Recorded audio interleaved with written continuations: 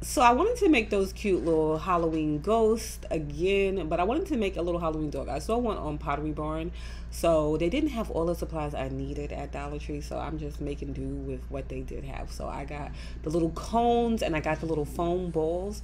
I also got these little fabric pieces. They're like come in a pack of two. You get them in the car section, and they're like a really nice soft fabric, and they kind of do look like the Pottery Barn ones. They didn't have any black felt, so I am using socks, and then I'm using burlap. But some brown felt would be really cute for this part, or if you can get the little pieces that I'm trying to recreate. You can get them online, or you can just take apart something that already has this little like nose piece.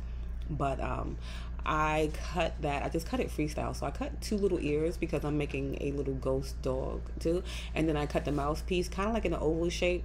This one was the right size that I cut, but it wasn't the right shape because, like I said, I just freestyled it. So the one I ended up doing was really big, but you want to make it a little smaller.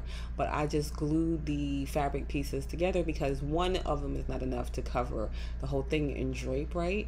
And then I glued the ears onto each side. I left it rough at top because I'm covering it with something else. I cut a little bit of the sock to stuff in there.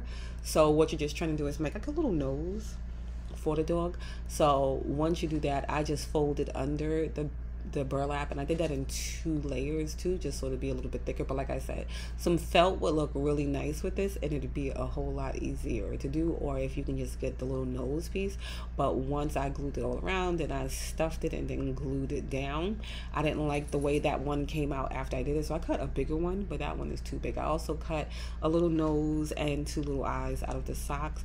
I wanted him to be holding something like he was in the Pottery Barn, so I had this little skeleton left over from last year's Halloween decorations, and I put that in his mouth. And then I ended up making a little mouth too later on and putting that on top of there. And then I went on to the ghost, did that kind of the same way, but I just glued the fabric together beforehand this time just to make it a little easier. You can tuck it if you don't want to see the seam there, like you'll still see a seam, but it won't be that type of seam.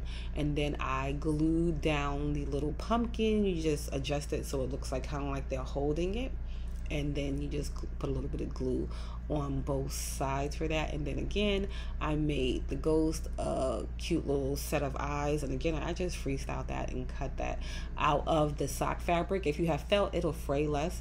And then for the side of the ears for the dog ghost, I put these little clips that they had in the Dollar Tree Halloween section. I ended up taking the clip part off, but this is how it came out. So easy, so quick, and so simple.